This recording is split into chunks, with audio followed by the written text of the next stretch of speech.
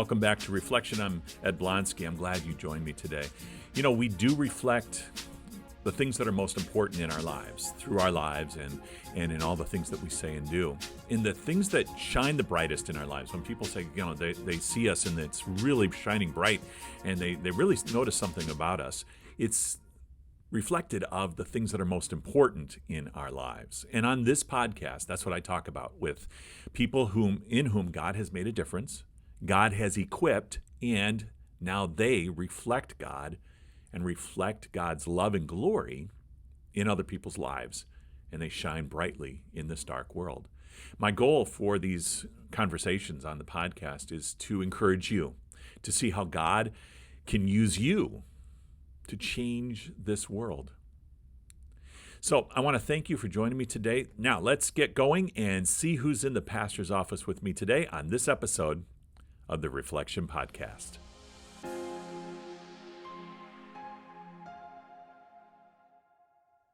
In the pastor's office with me today, Matt Popovits. Welcome, Matt. Hey, thanks for having me, Ed. Oh, it's great. And I'm kind of geeking out a little bit, fanboy here, because I listen to your podcasts and I listen to your recordings, and then I've started listening to other people that I've heard on your podcast, guys like Tanner Olson and Chad Bird. So it's if I get a little strange, it's because I'm kind of fanning out here, fanboy out. So kind of cool. Hey, well, no worries.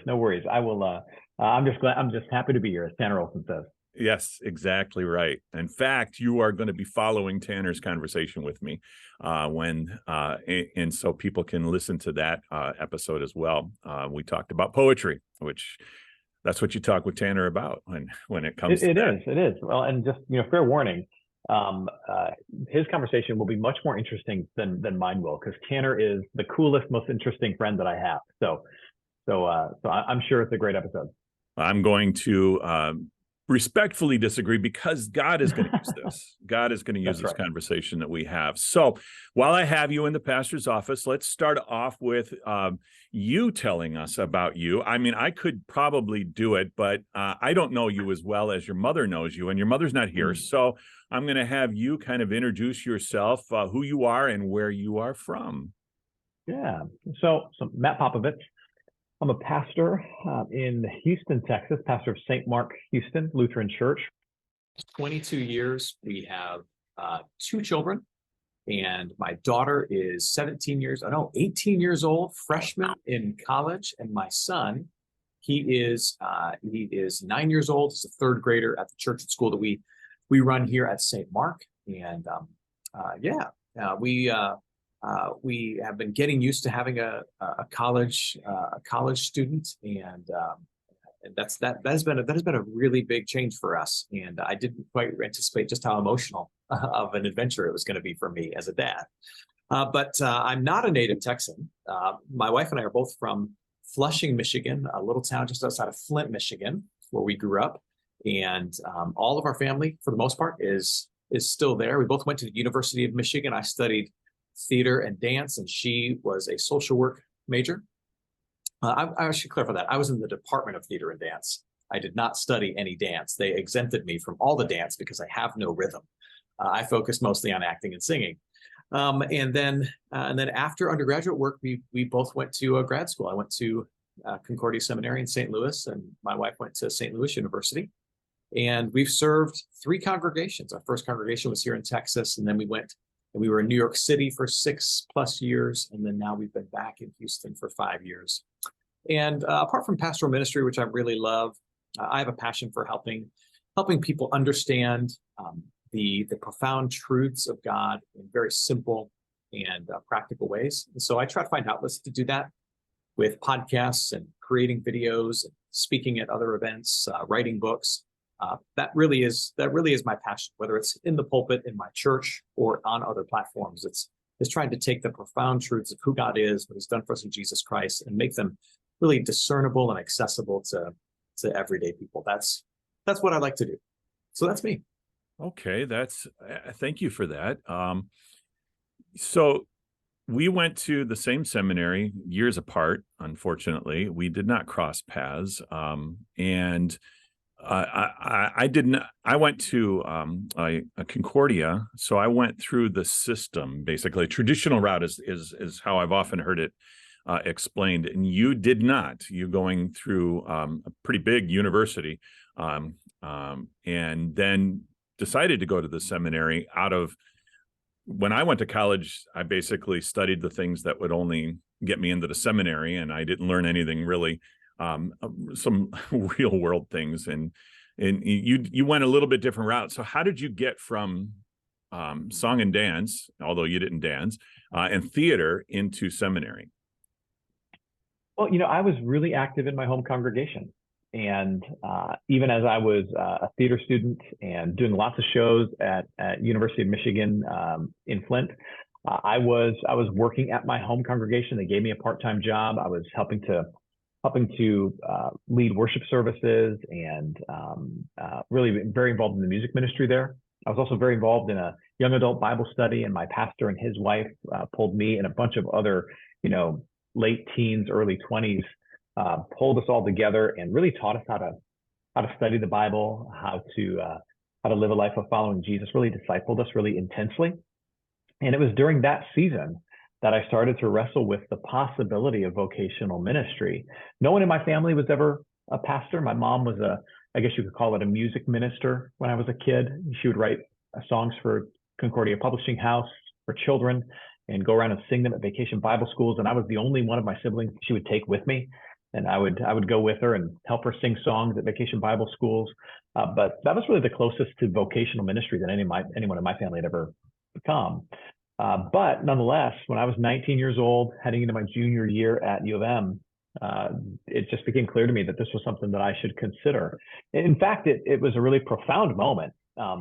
My pastor had taken me and a couple of other young adults to a care visit. One of our dear friends that we'd grown up with at the church, a fellow 19-year-old student, had suffered a heart attack while playing sports, and he was on life support. It was clear that, barring a miracle, he wasn't going to live. And my pastor, for whatever reason, grabbed me and a couple other really kids from the church and took us up to the hospital and invited us to pray at his bedside and to interact with his parents and fellow students who were coming to say goodbye. And that experience changed me. It really changed me. And I remember walking out of the hospital and saying to my pastor's wife, saying to her, I know this might sound terrible because this is such a sad situation because Josh is going to pass away. But I have never enjoyed something so much in my life, being at his bedside and reminding people, his parents and our mutual friends, of God's promises. I said, is that bad? Is that wrong that I have enjoyed this moment of being at his bedside? And she stopped in her tracks. We were walking out of the hospital, and she looked at me and she said, Matt, that's what it feels like to live within your purpose. And you could have knocked me over with a feather. And the next day, I went into the church office and I talked to my pastor and his wife about what was seminary and how do you become a pastor, because I'd never really seriously considered it until that point. And so that was really the turning point. And then I never really looked back. I finished up my undergraduate degree at U of M and then crammed really hard for those entrance exams into the seminary. So I like that story where, and I see it's important for people to hear it because it's not always, when I was a 6-year-old, I knew I wanted to be a pastor. You didn't have Right. that, but it was a profound change that a pastor had in your life of bringing you into Right. true ministry. And that's really important for a lot of people because there's all kinds of different ways to become a pastor. But tell me a little bit about why you felt like theater was going to be your career of choice. Oh, yeah. I had been performing since a young age. My mom saw something in me, probably just a need to keep me busy. When I was 6 years old, I went and performed at my elementary school talent show. She wrote a song for me, and put me up on stage, and I sang that song, and I enjoyed that. I loved performing. I loved creating things. And then each year she would write a new song for me or help me put together a little act, and I'd perform it in front of my peers. One year it was a ventriloquist act I did, like in fourth grade. Like, what kind of weird kid has a ventriloquist doll in fourth grade and performs in front of his peers? But I loved it. I loved it. And then I was doing community theater. Flint, Michigan has one of the best children's theaters in the nation, believe it or not. And I was blessed to be a part of that children's theater in late elementary, early middle school, and doing productions alongside adults, other students, but also adults.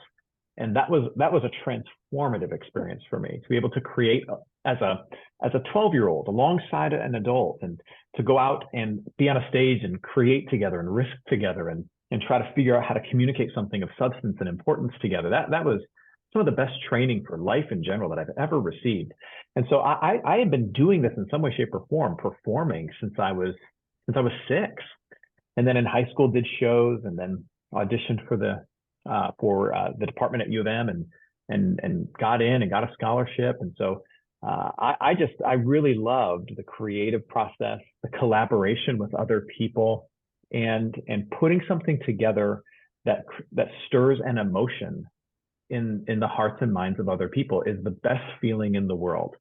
And I really still aim for that as a pastor. I want my goal on a Sunday morning, or when I make a video that I share on TikTok, much to my daughter's chagrin, my goal is to be used by the Lord to help people feel deeply. Maybe it's a sense of relief. Maybe it's a sense of conviction. Maybe it's a deep disagreement. They don't agree with my take on the promises of God, maybe, but they got to feel something. And I have always loved that process of communicating in such a way that makes somebody else feel something.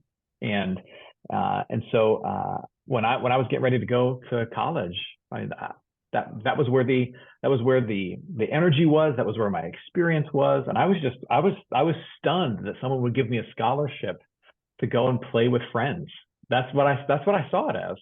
And so I jumped at it. And then it turned out to be pretty good training for pastoral ministry. So yeah.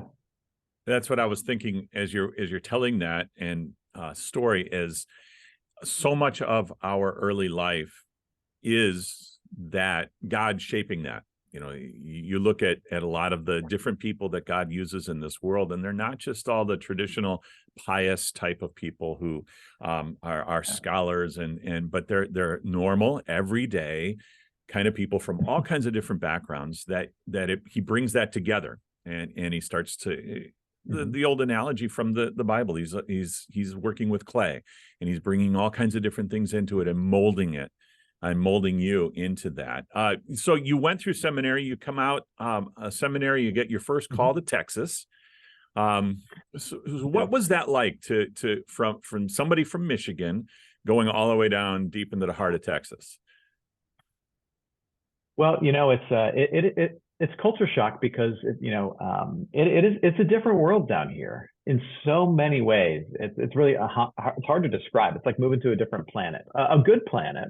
A planet with great barbecue, but a different planet nonetheless. And so it is a big change. We were far from home, really far from home. Everyone was still in Michigan, but we were surrounded by incredible people. And what we discovered was a very fertile ground to do ministry. I was blessed to be put in a congregation that had relatively recently been planted. And so it was a newer congregation, and it was really, really evangelistic, really trying a lot of new creative things. And for a seminary graduate coming into a setting that had a theater background, a young church that was really outreach oriented, that was very creative in how it tried to communicate the gospel, was a perfect setting. And I was blessed also to be under a senior pastor who afforded me incredible opportunities to lead. He was transitioning out of being the hands-on leader of that congregation, and really just in so many ways handed me the primary preaching and teaching at the church, and the leadership of the staff. And so I got to learn right away what it meant to lead a congregation. And it wasn't a small congregation. That congregation that I was there was blessed to be in a season of growth. It grew from about 600 people on a Sunday morning in 2005. And then in 2012, when we left, there was about 1,500 people on a Sunday morning. So it was a really large church. I take zero credit for that. I just feel very blessed that I got to be along for the ride with that because I learned so much. And so, it was a culture shock, but we were immediately made aware that we were in a fertile ground for ministry and in a setting that was really, honestly, a perfect fit for my background. Speaking of culture shock, then your second call was to New York City. And so you go from Michigan to Texas to New York City. Were you in Queens? I think you were. Yeah. So we lived in Queens, and we were maybe 25 minutes from Midtown Manhattan. So we're right in the heart of one of the 5 boroughs. Queens, I think, I'm biased having lived there, but I think the best of the boroughs. But we went there to do some replanting and some church planting. So we were called to a congregation that was about 80 years old when we got there. Had about a dozen or so people in the congregation, believe it or not, but they had a heart to have a new beginning. And so we went there, having shared with them our passion for being in the city. My theater background meant that I had a lot of love for the arts community, which of course is so strong in New York. I had a very evangelistic, still do, a very evangelistic heart. The need for an evangelistic presence in New York, especially among Lutherans, is really strong, is really high. And so we had felt a pull towards that particular city for some time. And so we went there with the desire to replant this congregation, basically to use a home renovation metaphor, kind of take the congregation down to its studs and rebuild it as through the lay leadership of the great but few people that were there, rebuild it as a really externally focused evangelistic gospel ministry for the sake of Queens. And by God's grace, we're able to do that. And at the same time, we started a Bible study in Midtown Manhattan for 20 somethings, and we started that Bible study, met for a couple of years, and we were able to grow that into a worship location of the church. And so we had a Sunday evening service that was really its own church in Midtown Manhattan, and then we had in Sunday mornings in Queens, we had really a multi-ethnic ministry that we had replanted in Queens. And so we also, during that time, we started a school, a preschool in Queens. That was a unique partnership. It was publicly funded by the city of New York, but privately run by the church that we operated. And so we got to share the gospel with kids from the city who attended there free of charge. And so it was a life-changing experience. And in so many ways, we thought we were going to be there forever. And then all of a sudden, after we had planted the 2 churches we knew we were supposed to plant and started the school, and we were actively sitting on our front stoop in New York City going, Lord, what's next here in this city? We got a call church in Houston that seemed to be a perfect fit for both of the experiences that we had, leading a large church, our first go around in Texas, and then leading a replant and a revitalization and a mission effort in New York City. And so the Lord dragged us back to Texas, and we've been here now for 5 years. So now that's what you're doing today, but you're doing more than just the traditional, what many people, especially in our tribe of the Missouri Synod Lutheran Church, Missouri Synod is a traditional pastor. You get up on Sunday morning, you do your word and sacrament, and then you teach your Bible class and you teach a confirmation class, but you're doing something a little bit different, aren't you, in St. Mark's? Yeah, we are, we have I think a pretty creative ministry.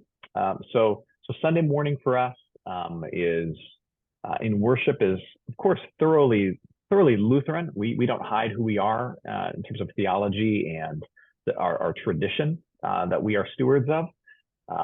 And yet we try really hard to contextualize that ministry to the community that we're called to and the leaders that God has put here. And so while the substance of our service is thoroughly Lutheran, the style of it is contextualized to mid-metro Houston and the people that are here and the people that we want to be here. And so, some would label it contemporary. I call it contextualized to the community that we're called to. On top of that, we try to create a lot of media, and we realize that people live on their phones and in their cars and with AirPods in, and so we have several podcasts that we produce in partnership with my nonprofit MPM to create resources that share the gospel in simple ways with other people. So we produce a daily radio show that's heard here in Houston. We have a podcast called Make It Simple, where we tackle tough topics with experts. And we have a drive time podcast for families. So as they're headed to school or from school, they can have a quick 5-minute devotion. And we host conferences. We just hosted a pastor's conference down here for preachers and teachers. It's called VoxCon. We actually started it when I was in New York City. It's focused on communication broadly, creative communication. But this last gathering we just hosted here in Houston was focused on the art of preaching and teaching. And so we try to equip the church at large as well. So we're doing a lot of stuff. And then not on top of that, we have what was recently ranked the #1 K-8 private school in all of Houston, Texas, here on our campus. So we have a stellar school ministry as well. So yeah, Ed, we're doing a lot of things. We're really tired over here. I get it. But you're not the only one there, right? I think it's important to point that out. It's just not you doing all this. No, we're so blessed. We're so blessed. We have such a great team here. I've got a couple of associate pastors who walk alongside me, who share in the care of this great community and the teaching of the faith here. And I've got an awesome executive director who manages so much of the business side of things. And we just extended a call to a new director of student ministries that we're really, really excited about. In total, with church and school, we've got over 100 people on our team here at St. Mark, and that's how we're able to get things done. We also have great relationships with musicians around Houston. So we partner with a lot of professional musicians around Houston and have been able to create some great relationships there. So we bring in awesome artists all the time to join us on Sunday mornings. And that's part of that contextualization piece I mentioned a moment ago. So yeah, it is by no stretch is it the Matt Popovits show. I'm blessed to be just one small part of a really cool organization that the Lord has put together. So why do you think God wanted you to do this, either at St. Mark's or just as a pastor in general? Why you? Why Matt Popovits? Wow, and that's a really good question. I think, the pastoral ministry isn't ever about the pastor, and yet I do believe that the Lord called me into pastoral ministry in no small part because of the work it would do in me. I think the Lord wanted a certain kind of relationship with me. He wanted to forge a particular type of character in me. He wanted to force me and him to wrestle with certain things. And I think in his wisdom, he figured the only way to get Matt to do that would be to put this yoke on him and make him a pastor, to be quite honest. I don't know that I would have the relationship with the Lord that I have today. I don't know that I'd be whatever parts of me are respectable and worthy of imitation. I don't know that I would have those if I'd not been A, married to the woman I'm married to, and B, called into the work I'm called to. And so I think there was a formation that the Lord wanted to do in me that maybe wouldn't happen otherwise. And I'm very, very, very, very grateful for it. I'm sure the Lord saved me from 1,000 things by making me a pastor. Yeah, it's amazing how we sometimes miss that as pastors. You and I are both pastors, that we think we're here for the church. But God is such a personal God that he's actually, this is about, me and you, and you're going to bless all kinds of other people, but it's really about me and you. Yeah, it really is. I once had a seminary professor who I think was really well intended say, your sermon prep doesn't count as devotions. It doesn't count as nurturing your own faith life.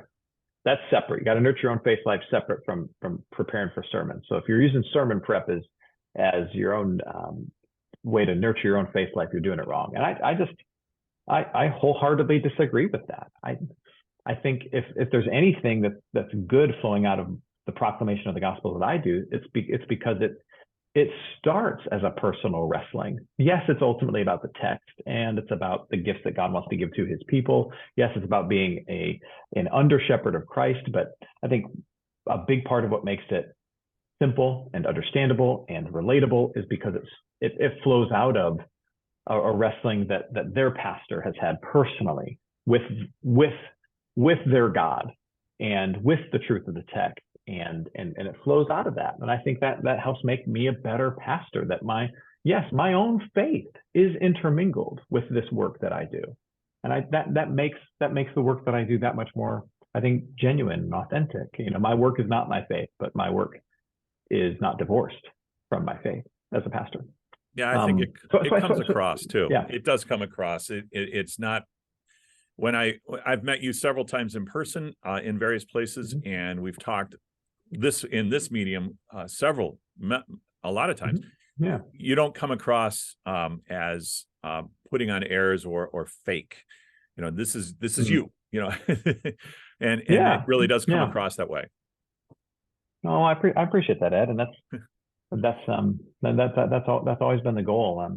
And so I think I think the Lord called me into this in some ways for me, because of the love he has for me and the work he wants to do in me.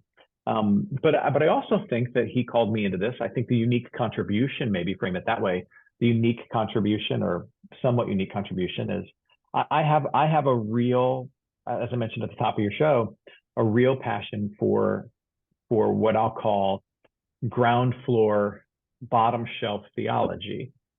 Let me put it this way: when I was a kid growing up, we didn't have a whole lot of money, and so we always bought the off-brand cereal, the kind of cereal that came in the bag and was on the bottom shelf. That was the kind of cereal that we could afford and that we ate at the Popovits house, and I was happy to have it. I see so much of the teaching that I do as the bag cereal that everybody can buy. Not that it's a cheap imitation. It is just as good as anything else. But it is within reach and within the price point, so to speak, of everybody. And so because if my dad, who retired from the railroad as a welder for 40 years, can grasp the profound truth of God that I'm trying to communicate, then everybody can.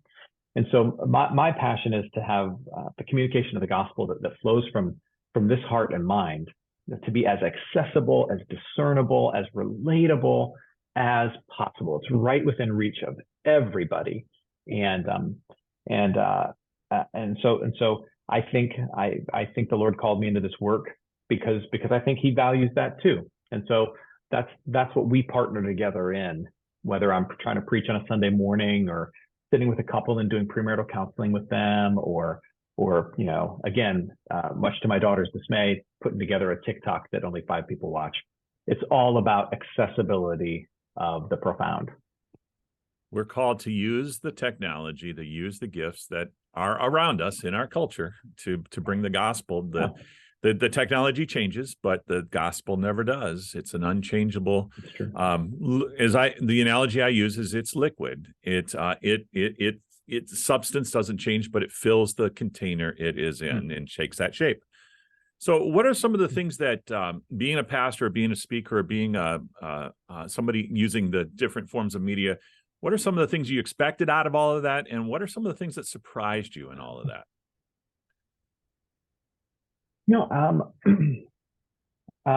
I think what surprised me, this is going to be kind of a downer answer, Ed, but I think what surprised me, but maybe shouldn't have, is, in all my, in my, almost 20 years of pastoring and then meeting people through other forms like speaking and things, the part that surprised me but hasn't is just the depth of sin and struggle that like every single person carries.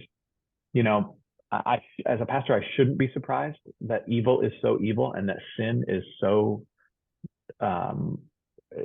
pervasive and so destructive. but yet, I mean, you know this because you like me get a front row seat to people's deepest, darkest struggles.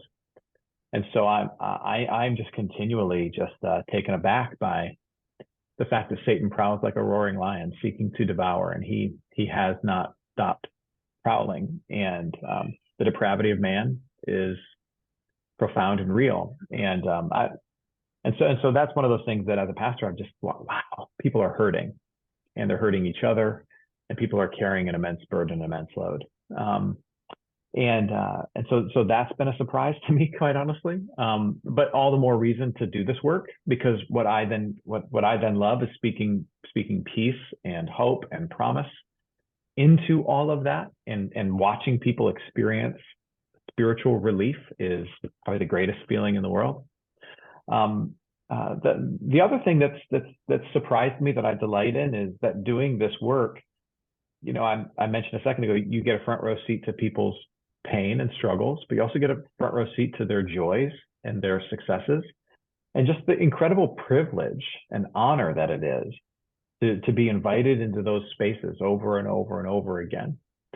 People's best days that they're going to cherish for their entire lives, I often get invited to be a critical part of, like their wedding day or the baptism of their child, right? Or people's worst day, where they find out that they've lost the baby, or that they're burying their spouse of 50 years. I get invited to be there too. And it is just a profound privilege. Or to write a book. And I've got a book that's coming out in a few months with the 1517, and I've got another book that I released a couple of years ago. To have somebody shoot you an email and say that they read your book, or they read it and they then passed it on to somebody else who was going through something difficult, that's just a tremendous honor. And so I'm constantly humbled by the access that who do this work are given to the ups and downs, the joys and the pains of life. And so I'm still not used to it. I really think it's amazing. And certainly you feel the same way, Ed, because you're doing the same thing. Yeah, it's always a surprise, and it's a lot of times it's a pleasant surprise. Sometimes, why, right? Why me? Why this, God? But yeah, I think the day it becomes expected, or the day it becomes mundane, is the day that it's time to hang him up, because there's always something new around the corner. Let's shatter some myths about being a pastor or being a speaker, or using this media. What are some of the things that I think we need to shatter, the myths or the falsehoods about it? Well, where do I begin, Ed?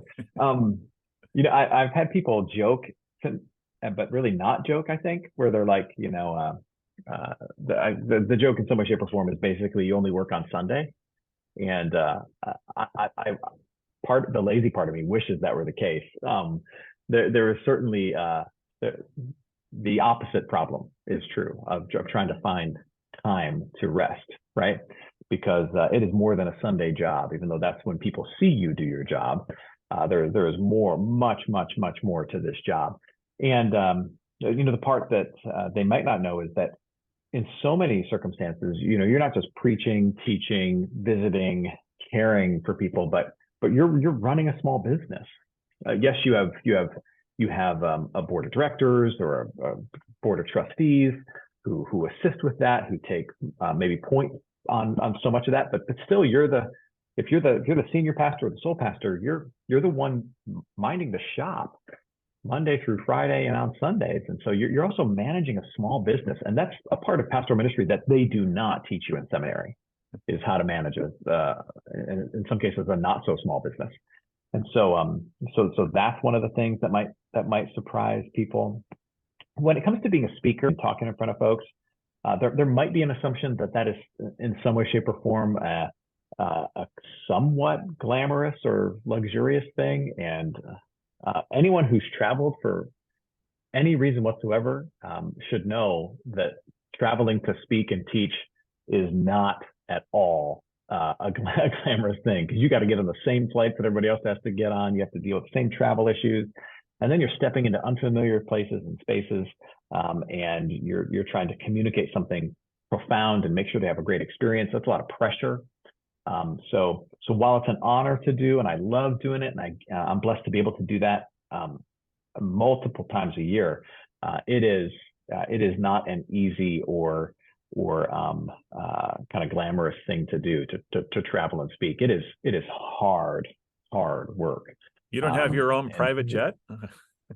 No, I've not entered into that level of ministry just yet.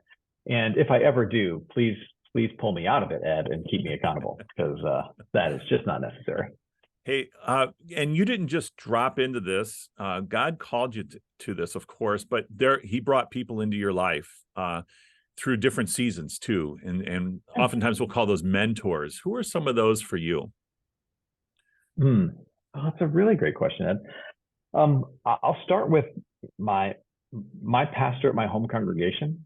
Really was the most profound influence early on, because he pulled me close, and he saw something in me in terms of being a pastor that he just wouldn't let go. And he was never heavy-handed about it, but he just always invited me to have opportunities to lead. And then his wife, who was a DCE, and she really personally discipled me. And so they really influenced my entire understanding of the Christian faith. And they were probably the most formative influence in my first 20 years of life, in my life of faith, because they were there from the time I was 5. And so they were incredible mentors. When it comes to kind of moving forward and later in life, I've been blessed to have exposure to some really incredible people. When I was in New York City, I was blessed to be a part of a group of other church planters who worked with Redeemer Presbyterian Church and were formed by some incredibly seasoned church planters that worked with that organization, who had planted churches around the world. I got to meet and connect with the now late Tim Keller on numerous occasions and chat with him and get insight from him. And so I feel really, really blessed to have been able to call him a colleague while I was in New York City. That was tremendously impactful for me. I think now in terms of mentors, the strongest influences I've now have the benefit of some really honestly lifelong friends who kind of formed for me the personal board of directors of my life, who I'm able to run big decisions by and wrestle with big questions with. And several of them are ministry people too. And so they know the landscape that I'm working in, and some of the unique struggles of being in ministry. And so those folks are really my mentors and my source of accountability and wisdom and influence these days. And so I've got about 4 people who fit that category that I'm constantly connecting with and reaching out to. And that was a concept that was shared with me by John Townsend, who wrote the book Boundaries. I was able to do about a week-long training with him, and he said, you need to gather up your friends who know you, who love you, who know the work that you do, but they need nothing from you, and you need to lean more into those relationships and seek wisdom, encouragement, and accountability from them. And for the last 12 years or so, that's really what I've been doing. I have those as well in my own life, but we're going on 40 years. There's 4 guys in my life that we met their freshman year, my sophomore year at college. And wow. It's incredible how God gifts us with those kind of people. So I need a title for this episode. So this is how I get my titles for my episodes, is I'm going to give you a billboard, and millions and billions of people are going to be able to see it. But remember, it's got to be quick. So what are we going to put on that billboard that sort of that will kind of tell us who you are and what your message is? Okay, Ed. Wow, this is pressure. So the billboard needs to tell people who I am. Well, why you're here. It's that, it could be, it's got to be, it could be a metaphor. It could be just so you want to get a message out to millions of people. What would you put on that? I would put on that billboard, God is not mad at you. And I would let that statement ring out and create some intrigue, because ultimately that's a big part of the gospel. God is not mad at you. God is not mad. So many people, whether they realize it or not, think that God is toying with them, or is frustrated with them, or is holding some past sin or some deep source of shame that they have against them, or that there's some balance that they have to keep in order for God to bless them. And of course, you and I know that's not true. God is not mad at you. Is there stuff that God's mad about? Sure, but he dealt with all of that in the person of Jesus Christ. And now, because he's dealt with all the sin, all the evil, all the dysfunction, all the garbage in the cross of Jesus Christ, all that flows from him to you, if you will look at him through Christ, all that flows from him to you is pleasure and joy and love and compassion and mercy. God is not mad at you. Stop being mad at him. He loves you. That's the message I would put up there. Excellent. And it is an excellent message, because in that is then, well, if God is not mad at me, I don't have to be mad at anybody either, because I'm loved. And that's really what that message is. Well, yeah, it's the most important person in the world, quite literally, right? It's God. And he's not against you. He's not mad at you. It's the scriptures say, if God is for us, who can be against us? Exactly. Right? If God is for us, who can be against us? He's not mad at you. In fact, he likes you a lot, and he loves you, and he's got plans for you. That's right. Right? Hey, you mentioned a book or two.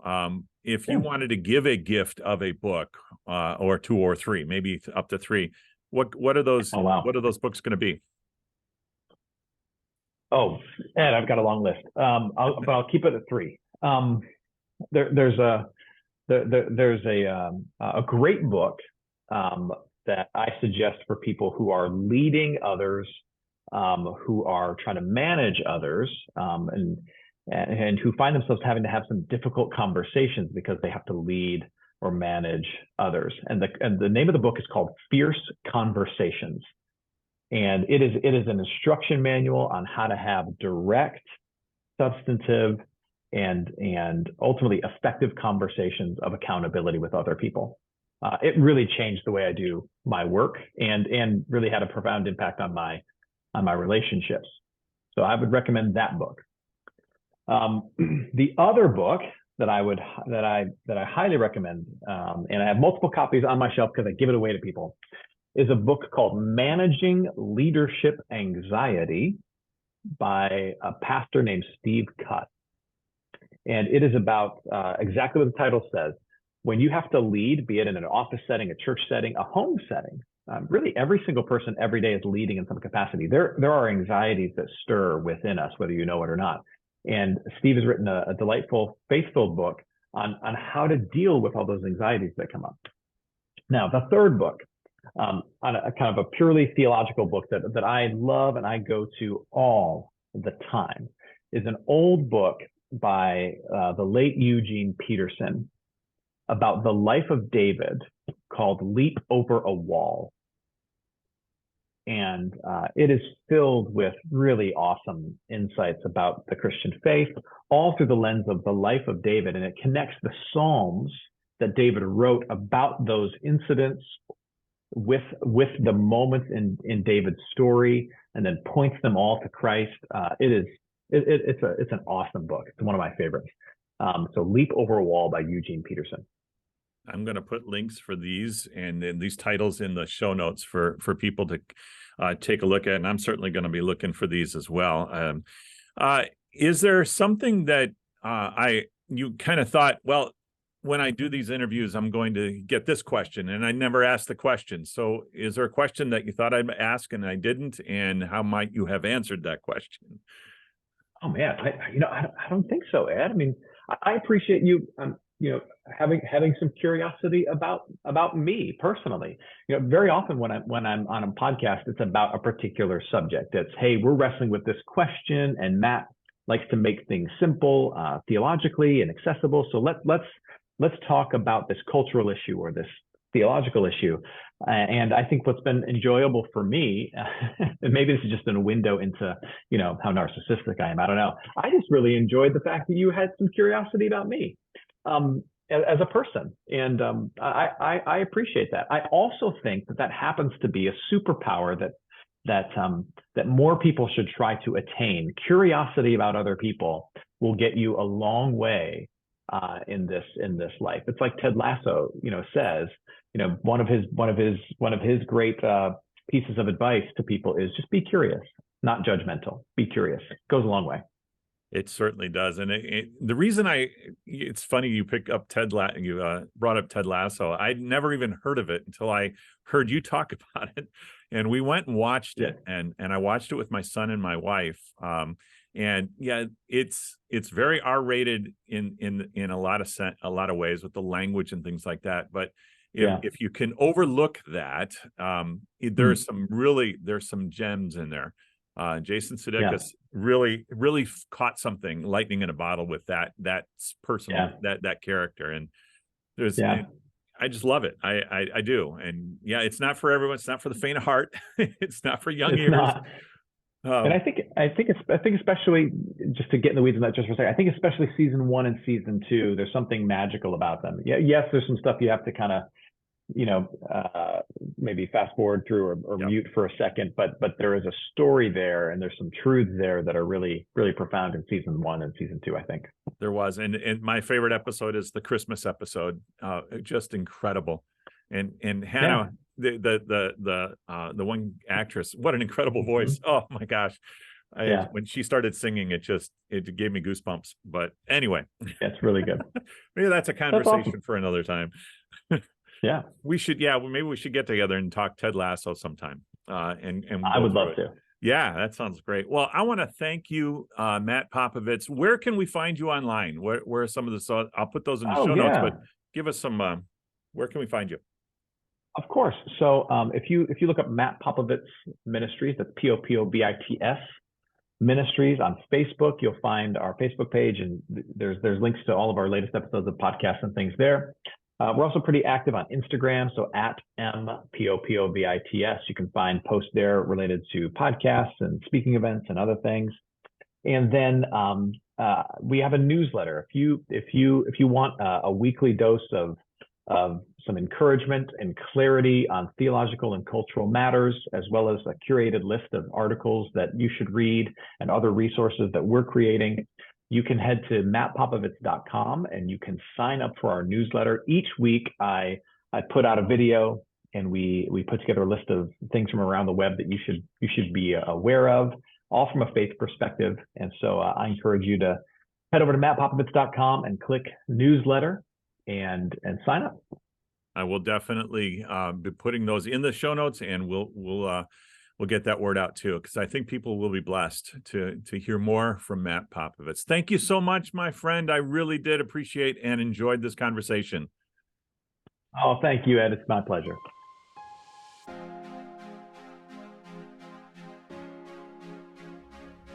Thank you for joining me today on the Reflection Podcast. Reflection is a podcast that is produced weekly by St. Matthew Lutheran Church. We are in Hawthorne Woods, Illinois. And if you'd like to connect with us, you can go to our website, www.stmatts.net. That's STMATTS.net. If you find yourself in the northwest suburbs of Chicago, we'd love to see you at one of our worship services or other events that we have here at St. Matthew. Hawthorne Woods, we're about an hour northwest of downtown Chicago. Real easy to get to. And actually, we're only about a half hour's drive from O'Hare Airport. So we're very centrally located for you in the Midwest if you're coming into Chicago. Of course, you can always connect with us on Facebook, our YouTube channel, and on Instagram. Our podcast music is provided by the Podcast Host.com and Alitu, the podcast maker. You can find your own free podcast music over at thepodcasthost.com/free music. Love you to rate and review this podcast. Give it a heart, a thumbs up, a 5-star review. Glowing reviews are always appreciated. That way more and more people will be able to hear these conversations about how God can be reflected in this world. I hope that you will join me again on the podcast. God's richest blessings to you, and we'll see you again for more reflection.